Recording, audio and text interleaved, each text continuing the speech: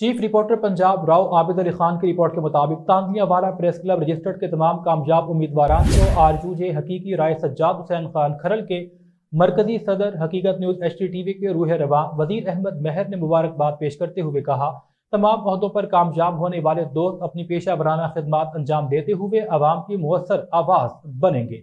Press club registered میں election کی تقریب کا انعقاد کیا گیا۔ تقریب کا آغاز تلاوت کلام پاک اور نعت رسول مقبول سے ہوا۔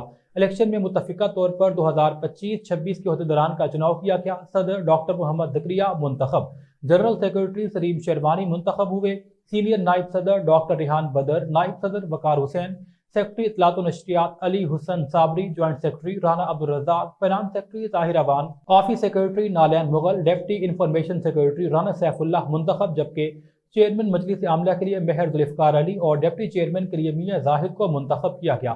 تقریب میں ممبران پریس کلب کی جانب سے نومنتخب عہدیداران کو مبارکباد دی گئی۔ صدر پریس کلب ڈاکٹر ذکریا اور دیگر نے اظہار خیال کیا۔